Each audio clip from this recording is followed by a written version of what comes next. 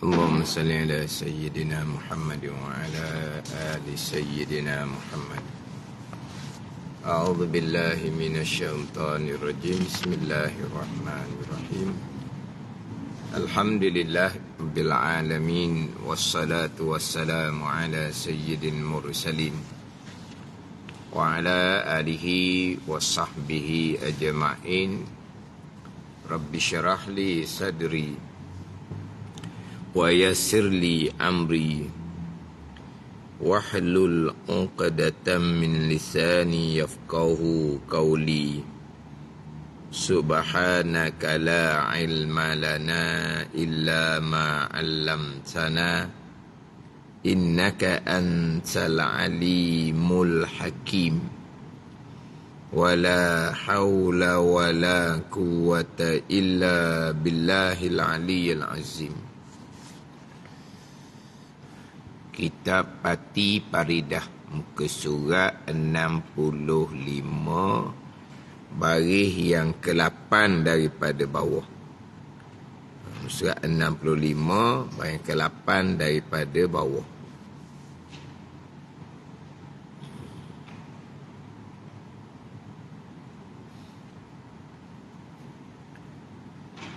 Qala al-muallifu rahimahullahu ta'ala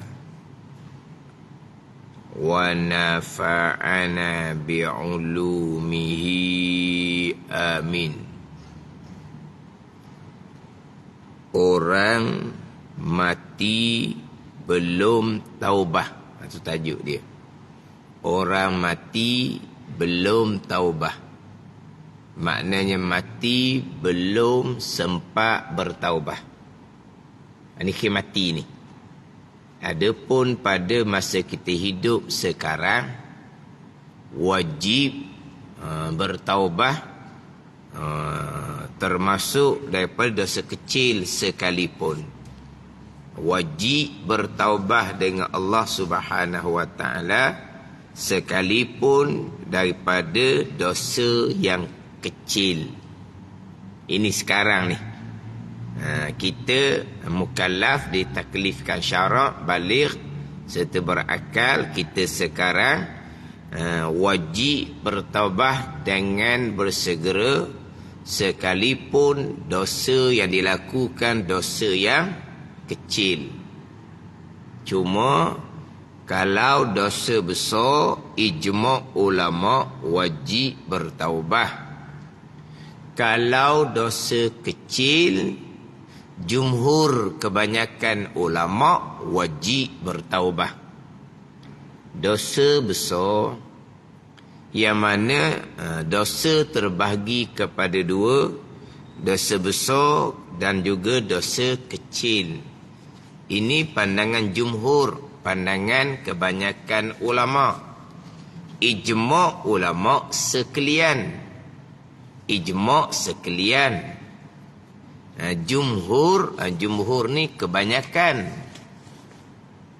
Ijma' satu lagi dia panggil ittifaq. Ittifaq ni dia tidak ijma'. Ittifaq ni terkadang ittifaq di kalangan imam 4 mazhab. Tidak dinafikan ada pandangan lain yang berbeza. Itu ittifaq. Terkadang ittifaq sepakat di kalangan ulama-ulama Asy-Syafi'iyah contohnya. Ittifaq di sisi 4 mazhab. Ittifaq di sisi 4 mazhab. Mana keempat mazhab satu pandangan. Tidak dinafikan ada pandangan lain yang sebaliknya. Contoh yang kita bicara minggu lepas, orang yang meninggalkan sembahyang dengan sengaja, ittifaq 4 mazhab wajib qada. Orang yang meninggalkan sembahyang, tertidur, terlupa, ijma' ulama' wajib kena qada. Yang kita bicara minggu lepas. Yang kebanyakannya orang meninggalkan sembahyang dengan sengaja sengeleng. Ittifaq 4 mazhab wajib kena qada. Tidak ijma'. Sebaliknya, orang yang tertinggal solat kerana tertidur, terlupa, ijma' ulama'. Itu tak ada. Tak ada satu pandangan pun yang berbeza. Orang yang tertinggal solat, tertidur, terlupa, kita panggil tertinggal. Sengaja kita panggil meninggalkan solat tau. Dan kalau sengaja tu akan tertinggal pula. Tertidur, terlupa, bahawa tertinggal solat. Maknanya kalau orang yang meninggalkan solat dengan sengaja, ittifaq sepakat 4 mazhab wajib diqadakkan. Tidak ijma'. Memang ada pandangan-pandangan terpencil, pandangan yang lain menyatakan tak wajib qada sebab tidak ada dalil. Sebaliknya, kalau tertinggal solat kerana tertidur, terlupa, ijma' ulama' wajib diqadakkan sebab ada dalil terang-terang. Man nama an salatin aw nasiyaha falyusalliha iza zakaraha. Itu jelas. Tertidur, terlupa, itu jelas. Nabi perintah supaya sembahyang apabila sedar. Jadi tertidur, terlupa, ijma' ulama' wajib diqadakkan. Adapun meninggalkan solat dengan sengaja, ittifaq 4 mazhab. Ini faham gitu. Sebab tak ada ijma' sebab tidak ada dalil yang terang. Cuma ittifaq 4 mazhab kerana mereka pakai kias. Al-Quran, hadis, ijma' dan kias. Kias bandingan. Kias macam mana? Tertidur, terlupa, tertinggal solat, Nabi perintah qada, walaupun memang jelas langsung tidak berdosa. Tertidur, terlupa, akhirnya tertinggal solat, jelas tidak berdosa. Nabi perintah supaya qada kemudian.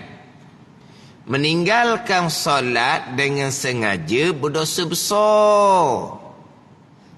Tertinggal solat, tertidur, terlupa, langsung tidak berdosa, wajib qada. Meninggalkan solat dengan sengaja berdosa besar, lagilah wajib kena qada. Tapi ada hadis Nabi beritahu, dak, kias buat bandingan. Tertidur, terlupa yang tidak berdosa wajib qada. Meninggalkan solat dengan sengaja berdosa besar, lagilah wajib kena qada. Tapi ada dalil? Tidak ada. Kias. Itu ittifaq, tak ada ijma' lah. Kemudian terkadang ittifaq ni hanya di kalangan satu-satu mazhab. Ini perkara ni ittifaq ulama' Syafi'i. Ittifaq di kalangan Asy-Syafi'iyah. Ulama' yang bermazhab Syafi'i satu pandangan, tak ada berbeza. Tapi mazhab lain berlainan pandangan. Ada ni. Macam ginilah contoh, biar kita faham. Satu ittifaq, satu ijma', jumhur. Contoh, orang perempuan yang haid dan nifas, ittifaq 4 mazhab. Haram diam di dalam masjid, haram duduk berhenti di dalam masjid. Ittifaq 4 mazhab. Perempuan haid dan nifas diharamkan berhenti di dalam masjid, sekalipun diyakini darah tadi pasti tidak akan mengotori masjid kerana dia pakai hifazah model hak baru. Memang yakinlah tidak akan mengotori masjid. Ittifaq 4 mazhab, haram duduk dalam masjid. Walaupun diyakini darah haid dia tidak akan mengotori masjid. Haram bukan kerana darah, haram kerana hadas besar. Orang berjunub tidak ada darah, tidak ada kotoran, tapi haram berhenti di dalam masjid. Orang berjunub tak ada apa-apa kotoran pun. Kenapa haram? Haram kerana berhadas besar. Ittifaq 4 mazhab. Tidak dinafikan ada pandangan ulama yang membenarkan perempuan haid dan nifas duduk dalam masjid jikalau meyakini darahnya tidak akan mengotori masjid. Pandai ni, ada pandangan ulama di kalangan ulama hadis contohnya, ada pandangan. Tetapi ittifaq 4 mazhab. Perempuan haid nifas haram berhenti dalam masjid walaupun meyakini darah tidak akan mengotori masjid. Ittifaq 4 mazhab, tapi bukan ijma'. Ada ni contoh-contoh ni. Ittifaq 4 mazhab. Perempuan tidak sah menjadi imam solat kepada orang lelaki. Ittifaq 4 mazhab, bukan ijma'. Pandangan Imam Muzani, murid kepada Imam Syafi'i sendiri, perempuan sah menjadi imam kepada makmum lelaki. Ada ni kan lu timbul kan, perempuan menjadi imam kepada makmum lelaki. Ittifaq 4 mazhab, tidak sah perempuan menjadi imam kepada makmum lelaki. Ittifaq bukan ijma'. Ittifaq. Jadi katakan ijma'. Sebab memang ada pandangan yang terpencil yang membenarkan sah perempuan menjadi imam, makmum lelaki menjadi makmum. Bukan ijma'.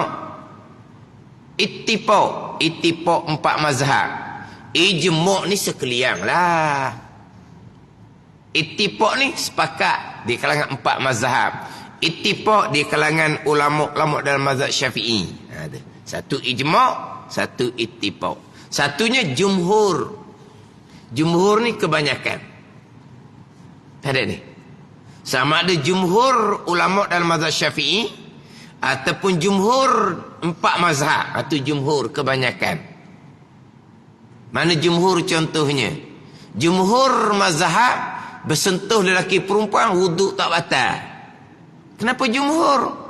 Halah, Hanafi, Maliki, Hambali tak batal. Mazhab Syafi'i je batal. Maka dia panggil jumhur mazhab, bersentuh lelaki perempuan wuduk tak batal. Jumhur kebanyakan. Jumhur mazhab tidak wajib muqaranah niat di dalam takbiratul ihram. Kenapa sebut jumhur? Sebab mazhab Hanafi, mazhab Maliki, mazhab Hambali tidak wajib sertakan niat qasad ta'arud ta'yun dalam takbiratul ihram. Tapi pandangan dalam mazhab Syafi'i kita pandangan yang muktamad, dia wajib muqaranahkan niat di dalam takbiratul ihram. Melainkan ada pandangan dhaif dalam mazhab Syafi'i sama dengan jumhur 3 mazhab, tak wajib muqaranah juga. Itu cerita. Jumhur ni kebanyakan.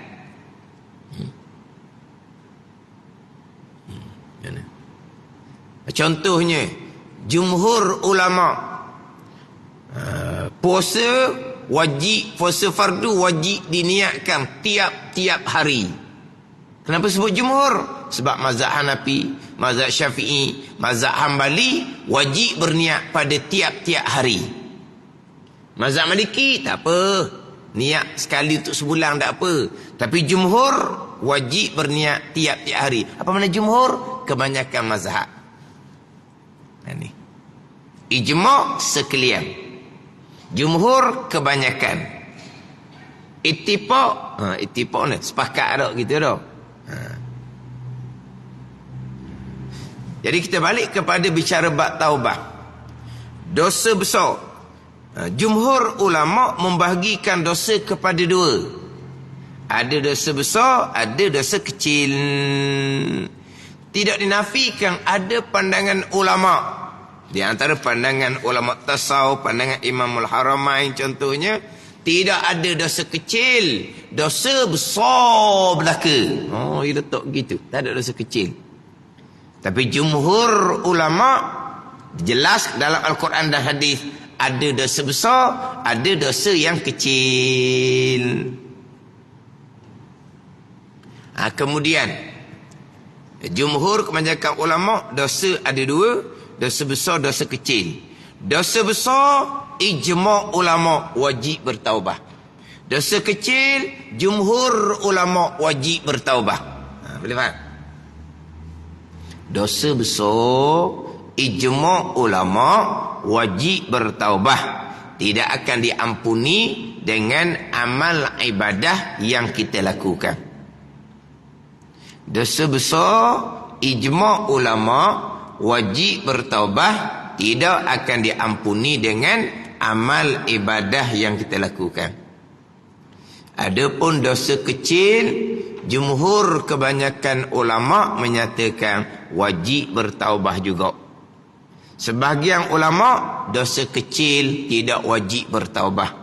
Hanya dengan melakukan amal ibadah sahaja kemudian, maka amal ibadah yang dilakukan kemudian akan menghapuskan dosa kecil yang dilakukan terdahulu. Dosa-dosa kecil yang tidak berkait dengan anak Adam. Kalau dosa kecil itu berkait dengan anak Adam, wajib bertaubah juga, kena minta maaf. Mana dosa kecil yang berkait dengan Adam? Contohnya mengumpat. Mengumpat, ijma' ulama haram. Mengumpat, ijma' ulama haram. Jumhur ulama haram, dosa besar. Sebagian ulama menyatakan mengumpat haram, dosa kecil. Tengok ada dua perkara. Yang pertama, mengumpat haram, ijma' ulama. Haram ni ada dua. Ada haram dosa besar, ada haram dosa kecil. Tengok perempuan ajnabi, haram kamu tengok perempuan tu. Dosa besar ke dosa kecil? Dosa kecil. Ada ni. Haram ada dosa besar, haram ada dosa kecil. Sekarang mengumpat haram, ijma' ulama. Mengumpat ni haram-haram lah. Dosa besar ke dosa kecil? Jumhur kebanyakan ulama dosa besar, sebagian ulama mengatakan dosa kecil. Yang ijma' ulama mengumpat ni dosa besar, mengumpat ahli ilmi. Mengumpat orang alim ulama itu dosa besar, ijma' ulama, sebab mudaratnya besar. Apa mudarat besar? Orang tak mau belajar dah lah. Sebab apa? Sebab telah diumpat. Umpat macam mana? Benda ni. Orang mengajar tu kuat tidur, kuat makan, kuat buah, kuat. Pada ni. Tu. Mana orang pun malah belajar. Contoh. Benda ni. Tapi mengumpat haram, ijma' ulama. Dosa besar, dosa kecil. Jumhur kebanyakan kata dosa besar, sebagai orang mengatakan dosa kecil. Yang ijma' dosa besar, mengumpat ahli ilmi. Sekalipun atas pandangan mengumpat tu dosa kecil, tidak akan diampuni melainkan bertaubah. Jadi dosa kecil yang tidak berkait dengan anak Adam, setengah pandangan mengatakan tak wajib bertaubah, hanya buat kebajikan. Nabi SAW bersabda, al-hasanat yuzhibna sayyi'at. Kebajikan-kebajikan akan menghilangkan kejahatan-kejahatan. Watbi'il hasanatas watbi'is sayyi'atal hasanata tamhuha. Nabi kata, iringi oleh kamu akan kejahatan, iringi akan kebaikan, nescaya kebaikan akan menghapuskan kejahatan dosa yang dilakukan. Watbi'is sayyi'atal hasanata tamhuha. Iringi oleh kamu akan kejahatan, iringi akan kebaikan. Nescaya kebaikan akan memadamkan kejahatan. Jadi dosa-dosa kecil tidak wajib bertaubat, hanya memada dengan melakukan amal ibadah. Dengan semayang, dengan baca Quran, dengan berzikir. Itu mungkin menghapuskan dosa-dosa kecil yang tidak berkait dengan anak Adam. Contohnya tasbih 33 kali lepas semayang, tahmid 33 kali, takbir 33 ataupun 34 kali. Nabi kata akan menghapuskan dosa. Sekarang dosa walau kanat misla zabadil bahri, walaupun dosa itu sebanyak buih di laut sekalipun, dosa-dosa kecil yang tidak berkait dengan anak Adam. Pada ni. Sebab pernah seorang sahabat laki-laki, dia mai gerang macam mana tak tahulah. Dia pegang orang perempuan. Kemudian dia nak pergi ke masjid, kemudian berwuduk, apa semayang, apa semua. Dia pun mengadu kepada Nabi SAW. Dia ni terpegang orang perempuan ni. Bukan terpegang, pegang lah. Terpegang ni tak sengaja. Tapi tak tahulah dia main gerang macam dia pegang. Lepas daripada semayang, dia pun mengadu pada Nabi SAW. Nabi tanya, kamu berwuduk ke belum? Sahabat kata berwuduk lah sebab nak semayang tadi. Maka air wuduk tu basuh tangan, menghapuskan dosa dipegang orang puang tadi. Faham tak ni? Tapi kena ingat baik. Dosa-dosa kecil pun boleh jadi dosa besar juga. Di antaranya bermudah-mudah. Dosa kecil je. Nanti kita ambil semayang, habis dosa tu. Masa dosa kecil tadi tu menjadi dosa besar, tak akan diampuni dah dengan air semayang, dan tidak akan diampuni dah dengan semayang tu sendiri. Dia wajib kena bertaubat, ijma' ulama. Dia memperkecil-kecilkan. Ataupun dia orang lebih dengan Tuhan. Orang lebih dengan Tuhan ni, dosa kecil Tuhan tak pandang sebab banyak dia buat amal. Dia anggap dia lebih. Kan orang lebih-lebih ni kan, kalau buat salah kecil-kecil, orang tak akan ambil heran. Dia tengok kereta orang besar-besar, orang lebih-lebih. Dia buat salah kecil je, parking tak betul. Tak ada orang saman. Sebab apa? Dia orang lebih. Kesalahan pun bukan salah besar sangat.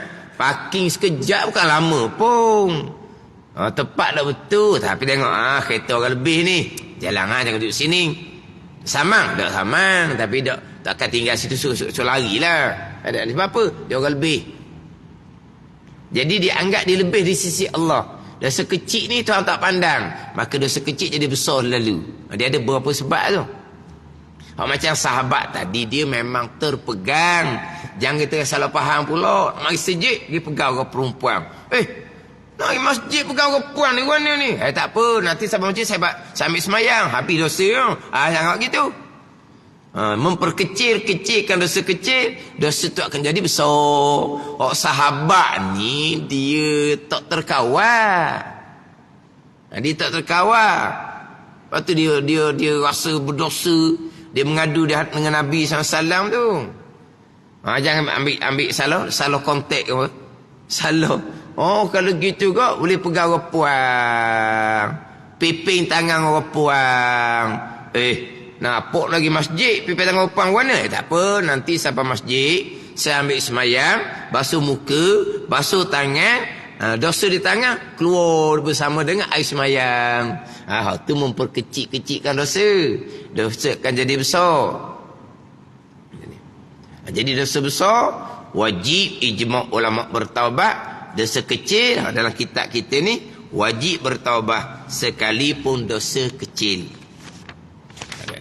Kemudian mati belum sempat taubah.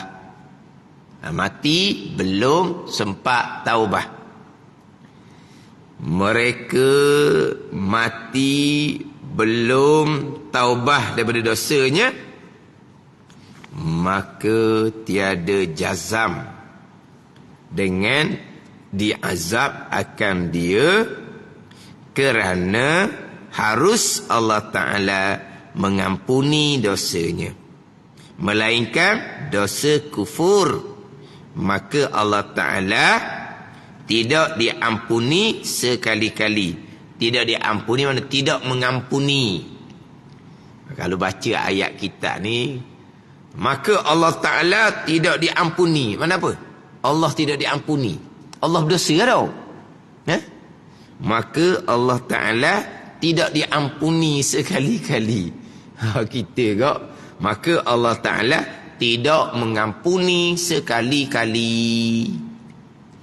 Ini bahasa logat. Kalau kita pakai sini kok, maka Allah Ta'ala tidak diampuni. Allah berdosa. Allah tidak diampuni. Dan siapa yang mengampuni Allah Ta'ala? Melainkan dosa kufur. Maka Allah tidak diampuni, mana Allah tidak mengampuni sekali-kali. Ini jazam, ni putus. Apabila mati seseorang di atas kufur. Jadi orang mati yang belum bertaubah daripada dosa. Dosa mana ni? Dosa besar mana sekalipun selain di dosa kufur. Dosa besar mana sekalipun selain di dosa kufur. Contohnya, dosa bunuh 100 orang. Dosa bunuh 100 orang. Kisah tu lah bunuh 99. Lepas bunuh 99, dia pergi jumpalah dengan orang abid, orang yang kuat ibadat. Bukan orang alim, orang abid, orang kuat ibadat. Dia lepas bunuh 99 ni, dia rasa nak bertaubah. Lepas bunuh 99. Atas dunia kita ni ada orang bunuh siapa tangga tu. Bunuh 99 ni dia panggil apa tu? Pembunuhan bersiri, orang kira. Cerita-cerita orang putih tu lah. Ada di Malaysia kita ni pembunuhan bersiri. Dia seorang bunuh orang ni puluh-puluh orang. Ada? Botok cing ke? Bentung kali ke? Kenal botok cing?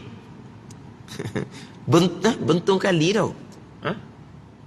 Botok cing seorang, bentung kali seorang. Hak Melayu pula nama ke apa? Hak terror tu lah. Hak penjenayah besar orang Melayu. Dia adalah. Bunuh puluh-puluh orang. Tuh, tidak bunuh puluh-puluh orang. Tapi mana ni? Penjenayah besar lah. Bunuh 99 orang. Nak bertaubah, jumpalah orang yang kuat ibadat. Kalau kita kata, jumpalah ayah haji duduk masjid. Ayah haji, saya ni nak bertaubat ni. Dosa saya berat sangat. Dosa berat mana pun Tuhan ampuni. Ayah haji ni jawab. Ni buat cerita lah ni. Dosa berat mana pun Allah Ta'ala Maha Pengampun.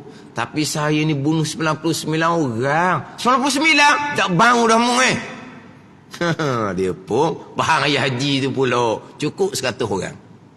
Dia tanya orang yang kuat ibadah, orang jahil, bukan orang berilmu. Abang dah tanya orang berilmu. Orang berilmu pun nak bertabah disuruh berhijrah, berpindah. Tu mati tengah jalan tu. Tapi mati memang belum sempat bertaubah, tetapi dalam perjalanan untuk bertaubah. Tapi belum sempat betul-betul taubah ni. Dalam perjalanan untuk bertaubah. Sampai ke malaikat kena ukur tempat mati tu. Daripada tempat dibunuh orang dengan tempat tuju tu mana dekat. Pandai ni.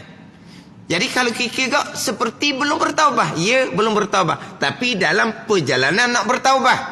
Tapi belum bertaubah. Allah Ta'ala ampuni. Walaupun bunuh 100 orang sekalipun. Sebesar-besar mana dosa sekalipun, melainkan dosa kufur. Ada ni. Mereka mati belum taubah daripada dosanya, maka tidak jazam dengan diazab akan dia. Kenapa? Kerana kita ni kena sangka baik dengan Allah Ta'ala. Allah Ta'ala boleh mengampuni mudah-mudah. Syaratnya mati dalam iman. Hak ni bicara lepas mati ni. Kita masih hidup buat main gini go, tak kenalah. Ini lepas dia mati. Orang yang mati belum sempat taubah ni, jazam putus ke? Pasti ke dia diazabkan? Tidak jazam, tidak pasti.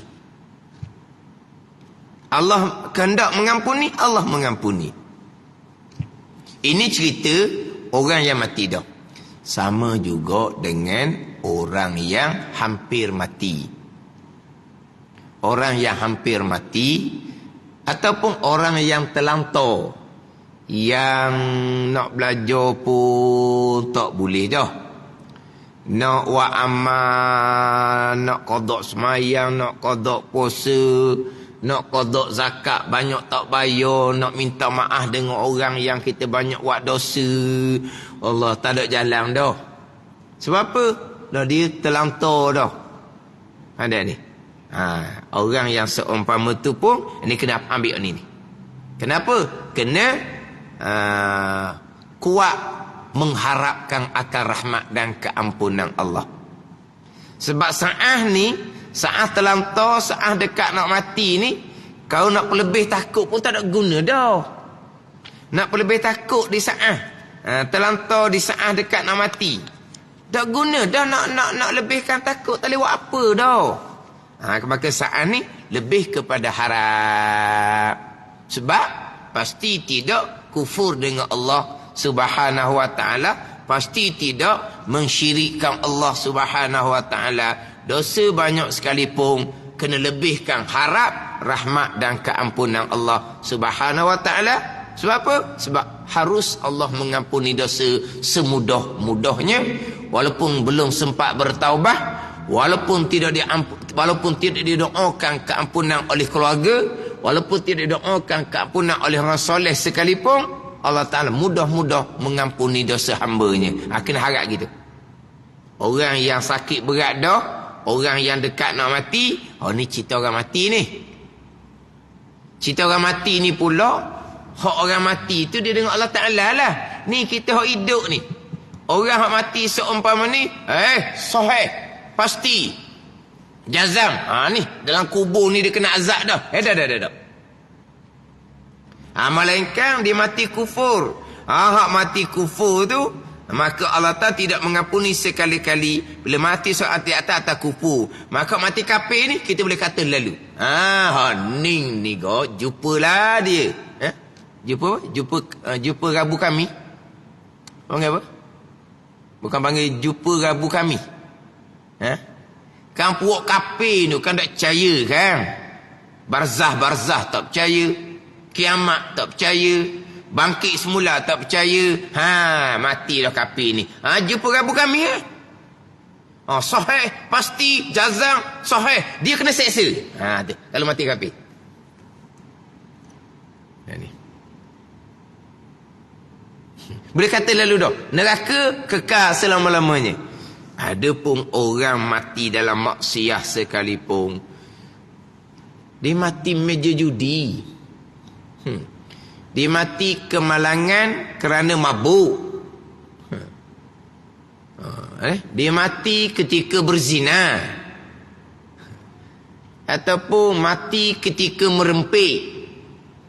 Kan merempik ni kan perbuatan yang dosa besar kan, membahayakan diri dan membahayakan orang ramai, dosa besar.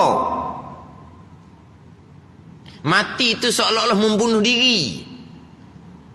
Rempik punya rempik, aksiden mati. Macam mana tu? Jazam, putus, pasti dia kena azab. Dah.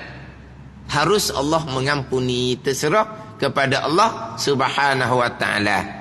Tahta masyiatillah, di bawah kehendak Allah Subhanahu wa ta'ala. Kalau Allah kehendak mengampuni, mudah-mudah Allah mengampuni.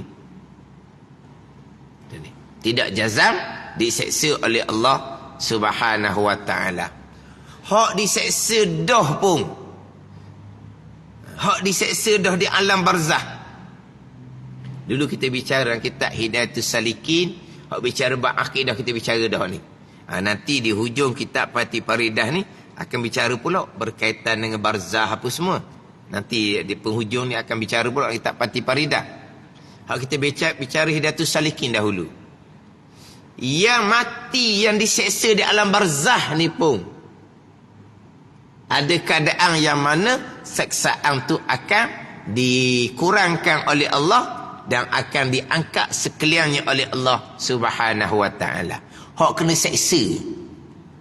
Kan dahulu kita bicarakan orang mati ni ada 3 golongan. Yang pertama, mati dalam keadaan mukmin yang soleh. Orang mukmin yang soleh. Hak ni raudhatun min riyadil jannah. Kebun daripada kebun syurga. Satunya mati kafir. Mati kafir, mati munafik, mati tercabut iman. Mati kafir ni penyembah berhala. Mati munafik ni orang yang menyembunyikan kekufuran. Mati tercabut iman dengan bahawa dia orang yang beriman pada masa hidup, tapi pada masa nak matinya tercabut iman. Hak ni seksaan selama-lamanya. Ada ni seksaan selama-lamanya. Kita nak sebut sebenarnya usatul mukmin. Usatul mukminin dia panggil. Usatul mukminin ni orang yang derhaka di kalangan orang yang beriman. Dia mati, iman dia selamat, alhamdulillah. Tapi dosa dia banyak, maka dia akan diseksa di alam barzah. Kena seksa. Diseksa dalam barzah. Tapi dalam barzah ni anak cucu dia buat amal. Pahala masuk ke dia, pahala masuk ke dia, pahala masuk ke dia. Seksaan jadi ringan, seksaan jadi ringan. Anak cucu dia minta keampunan, dosanya diampuni, seksaan diringankan, seksaan diringankan. Orang-orang yang soleh doa keampunan kepada sekalian orang mukmin, lelaki perempuan muslim, lelaki perempuan yang hidup daripada mereka itu dan yang telah mati, maka dikurang-kurang seksaan. Akhirnya seksaan tu diangkat oleh Allah Subhanahu wa taala. Hak memang tengah-tengah diseksa pun. Ini bagi orang hak mati. Tapi kita yang hidup ni macam mana dengan orang mati hak banyak dosa? Kan kita budak-budak kan, hak berat-berat tu kan, hak dikenali kaki botol kan, dia mati esok macam-macam cerita lah. Aku tengok kubur semalam berasak, dia kata. Berasak apa pula? Bukan berasak kubur. Napak tu duk, napak ni sejuk pagi-pagi tu kan, abang apa? Wah naik. Dah sungguh masa budak-budak adalah dia tu memang kaki botol. Dia kan memang kaki botol. Memang kaki mabuk. Akak pun terkenal dia ke mabuk. Mati aksiden mabuk. Jadi ke bumi esok budak-budak cerita kan. Aku lalu kat kubur orang mati tu, berasak kubur dia. Reka punyalah. Kita pula lepas dia tu berapa minggu tak berani nak lalu biar kubur tu. Bukan nak lalu biar kubur ni. Tak tepi kubur. Tapi nampak kubur jauh nampak. Tak lalu juga walaupun nampak pun. Jauh nak sampai. Buat apa? Berasak. Adalah budak-budak cerita. Dia cerita. Budak-budak. Dia reka lah. Dah mati berat sangat. Dia kaki botol, pemabuk. Mati aksiden dekat dalam mabuk pula. Berasak kubur. Hak ni boleh cerita hak tanah kubur. Hak drama TV tu kan. Hak tanah kubur tu kan. Mana ada molek kampung dia. Mati berat belaka jadi. Pelik sungguhlah cerita. Jadi mati dah belum sempat bertaubat walaupun dosa sebanyak mana sekalipun, tidak jazam dengan dia azab akan dia, kerana harus Allah mengampuni dosanya, melainkan dosa kufur. Allah mengampuni ataupun tidak, Allah Ta'ala telah tentukan pada azal. Allah Ta'ala telah tentukan pada azal. Ada ni. Melainkan dosa kufur, maka Allah tidak diampuni sekali-kali. Depan saya ni ada kitab Faridatul Faraid ni. Ini kita baca ni Pati Faridah. Dan kitab Faridatul Faraid comel ayat. Melainkan dosa kufur, maka tiada mengampuni Allah Ta'ala daripadanya sekali-kali apabila mati seorang di atasnya atas kufur. maka tiada mengampuni Allah Ta'ala. Tiada mengampuni oleh Allah Ta'ala ni, maka Allah tidak diampuni. Ayat dosa kufur itu wajib syarak, wajib akal akan ke neraka Allah Subhanahu wa Ta'ala. Sebab apa? Sebab Allah Ta'ala jelas dah, innallaha la yaghfiru an yushraka bih wa yaghfiru ma duna zalika liman yasha. Allah Ta'ala sama sekali tidak akan mengampuni dosa mereka yang menyentuhkan akal Allah, dan Allah Ta'ala mengampuni dosa selain dosa menyentuhkan Allah bagi sesiapa yang Allah Ta'ala kehendak. Dan kita termasuk tak di kalangan mereka yang Allah Ta'ala kehendak mengampuni. Kita tak tahu, kita takutlah kita tidak diampuni, padahal kena lebih takut. Tapi kalau orang ni orang yang sudah uzur, tua dah, maka dia kena harap-harap mereka yang Allah Ta'ala kehendaki itu termasuk dia. Kita ni takut sangat man yasha, mereka yang Allah Ta'ala kehendaki mengampuni tak termasuk kita. Wa yaghfiru, dan mengampuni oleh Allah ma duna zalika liman yasha, bagi barang yang selain daripada dosa menyentuhkan Allah. Allah mengampuni ni wa yaghfiru ma duna zalika liman yasha, bagi siapa yang ia kehendak. Siapa yang ia kehendak pada azal, ia akan ampuni. Kita ni takut-takut kita tak termasuk di dalam man yasha, mereka yang mendaki Allah akan mengampuni. Tapi bila dah tua, dah sakit, dah kemudian dah, maka dia kena harap sangat-sangat man yasha tu termasuk dia. Kita sekarang ni takut sangat-sangat man yasha tu tak masuk kita. Faham tak ni?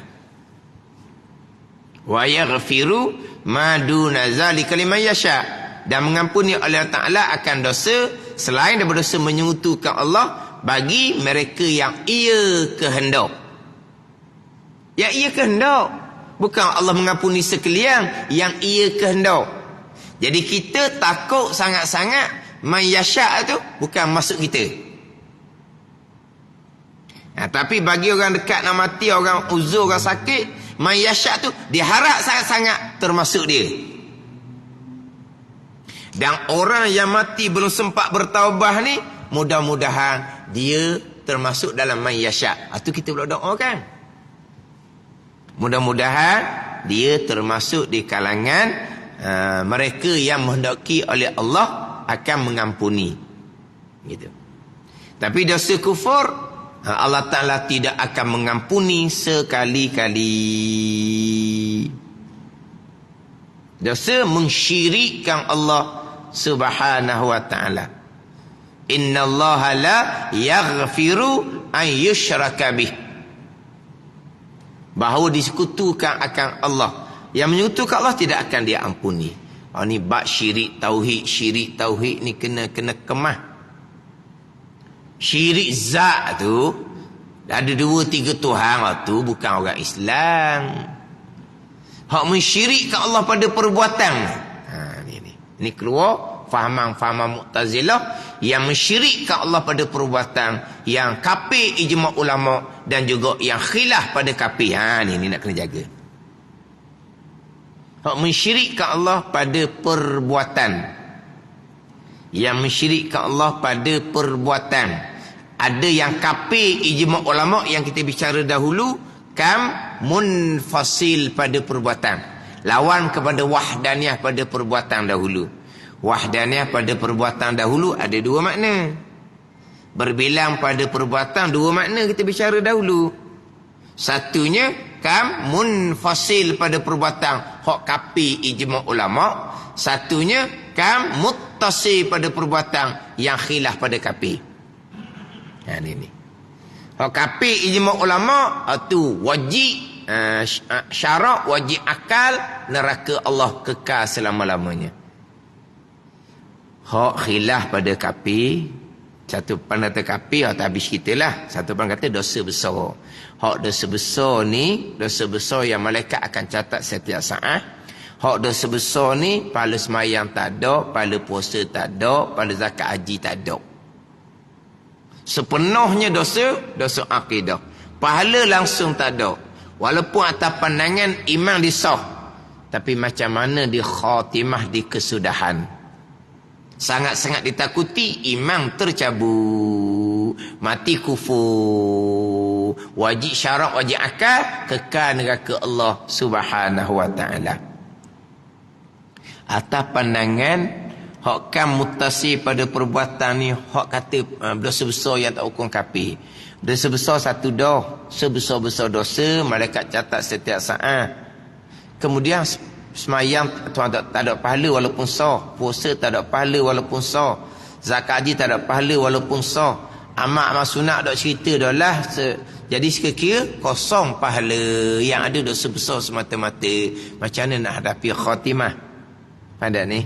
Lapar dahaga, ditakuti, tercabut iman, mati kufur, mati syirik, kekal neraka selama-lamanya, mustahil diampuni oleh Allah Subhanahu wa ta'ala, mustahil syarak, mustahil akal diampuni oleh Allah Subhanahu wa ta'ala.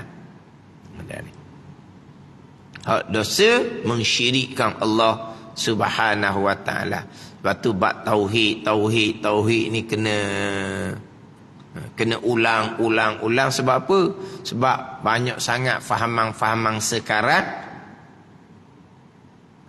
yang bukan pegangan ahli sunnah wal jamaah, bukan pegangan mentauhidkan Allah pada perbuatan, bukan pegangan yang mensyirikkan Allah pada perbuatan. Masyhur sekarang ni, Allah letak kekuatan di akal kita yang boleh membezakan mana baik mana buruk. Kemudian kita pun memilih melakukan baik dan buruk. Akal yang dikurniakan oleh Allah, akal yang membezakan antara manusia dan binatang, akal yang boleh membezakan, mentamyizkan, membezakan baik dan buruk.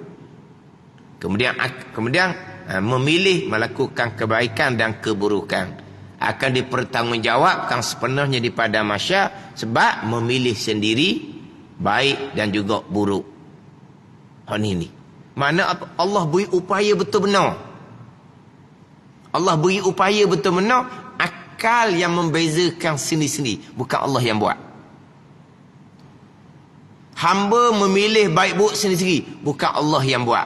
Tapi apa akal pilih, apa akal bezakan, apa hamba pilih sebagaimana kehendak Allah. Barulah balik pada kehendak, balik pada qada Allah.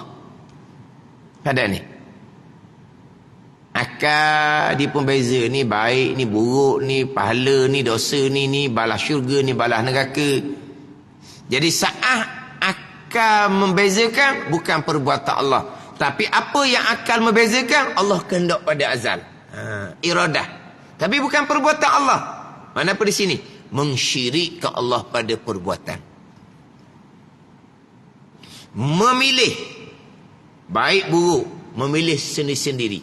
Saat memilih, bukan Allah yang buat, tapi apa yang hamba pilih, itulah kehendak Allah pada azal. Ni. Ada ni.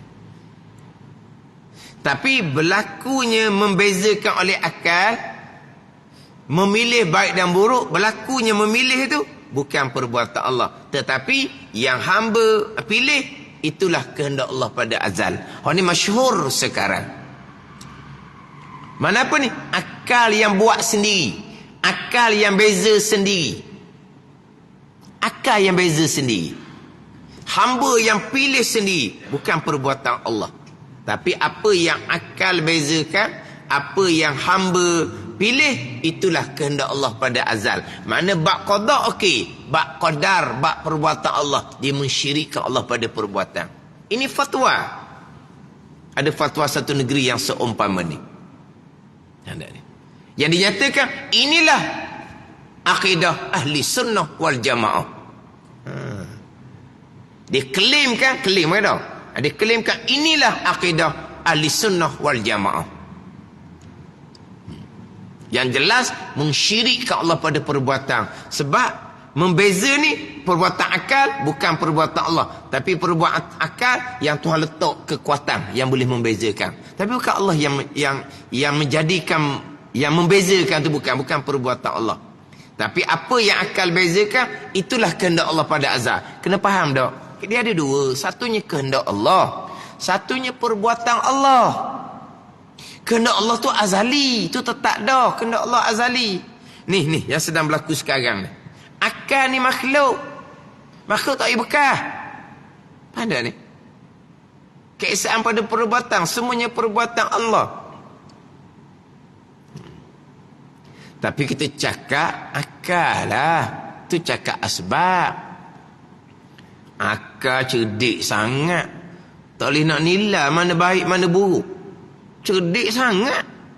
Tak pakai akal. Akal cerdik. Nilai agak molek, beza molek mana baik mana buruk sebelum kita nak buat. Memang sandar pada akal. Itu sandar sebab je, bukan hakiki. Ada ni. Macam sebut godaan tu lah. Godaan apa? Godaan dunia. Tu sandar pada sebab. Hakikatnya godaan tu kodok-kodak.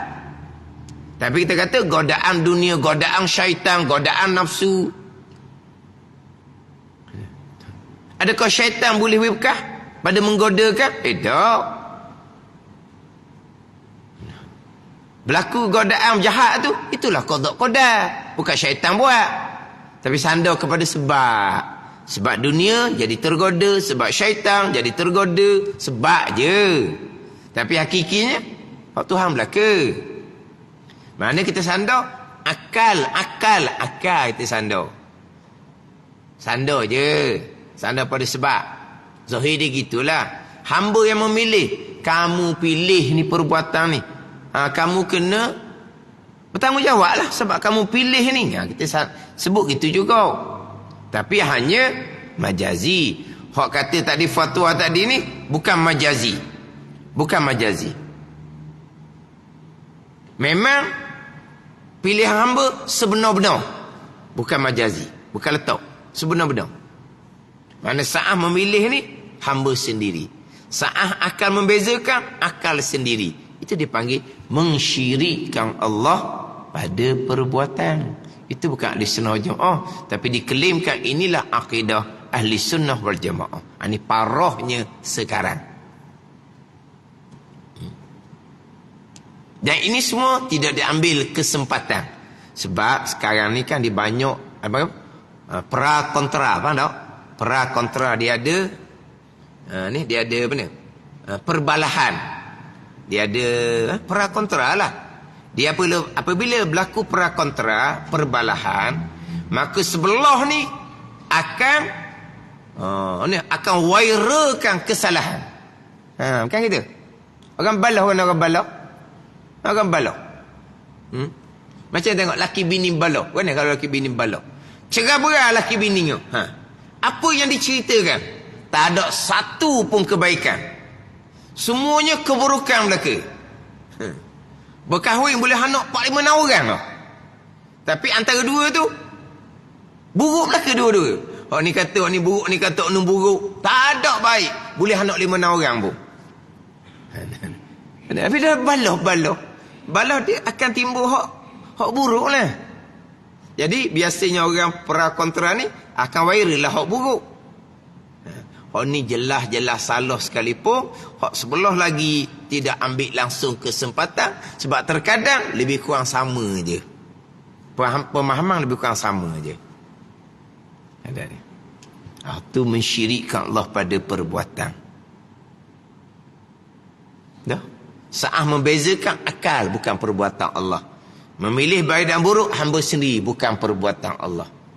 Tapi akal pun mari daripada Allah Ta'ala. Hamba memilih pun mari daripada Allah Ta'ala. Tapi sa'ah akal membezakan bukan perbuatan Allah. Sa'ah hamba memilih bukan perbuatan Allah. Tapi apa yang akal pilih, apa yang akal bezakan, apa yang hamba pilih sebagaimana kehendak Allah. Kehendak Allah. Qada azali. Tapi perbuatan Allah, keesaan pada perbuatan tak ada. Qadar tak ada. Maknanya mensyirikkan Allah pada perbuatan. Hak syirik ni kena jaga molek. Dosa-dosa yang lain besar mana sekalipun harus Allah mengampuni. Pelacur Allah mengampuni selepas dia bertaubat. Jadilah bunuh 100 orang Allah ampuni syurga. Tapi syirik ni pun Allah tidak mengampuni jikalau tidak bertaubat dengan mengucap 2 kalimah syahadat. Kalau dia bertaubat atas dunia Allah ampuni juga. Tukang sihir Fir'aun beriman dengan Allah Subhanahu wa taala, amanna bi Rabbi Harun wa Musa. Kami beriman dengan Tuhan Nabi Harun dan Tuhan Nabi Musa. Beriman je, tak ada buat amal apa pun. Fir'aun bunuh. Syurga. Bukan syurga saja, kepala ketua syuhada dalam syurga. Sebab apa? Sempat bertaubat. Syirik yang tidak ampuni ni, mati dalam syirik tanpa bertaubat, maka tidak akan diampuni oleh Allah Ta'ala sama sekali. Wajib syarat, wajib akal. Orang mati dalam kufur, mati dalam syirik, akan kekal neraka Allah Subhanahu wa Ta'ala. Kalau orang mati tu penyembah berhala, tu kita boleh kata lalu dah. Kita boleh kata lalu dah, dia mati kafir, dia akan kena seksa selama-lamanya. Boleh kata lalu. Mana ketahu mana dia sempat bertaubat, tu kita tak kira kepada zahir. Sebab dia orang kafir, mati kafir. Orang Islam, zahir dia orang Islam, kita letak dia mati dalam iman lah. Dia ada iman ke tidak dengan Allah Ta'ala. Iman dia selamat ke tercabut pada masa nak mati dia dengan Allah Ta'ala. Ada ni. Adapun kalau zahir kafir, maka kita jazam, putus dia diazab oleh Allah, kekal neraka selama-lamanya. Dan pada Imam Asy'ari tak dapat tiada daripada diazabkan setengah orang menjaga dosa walaupun satu orang bila tiap-tiap bagai sekalipun. Wallahu a'lam.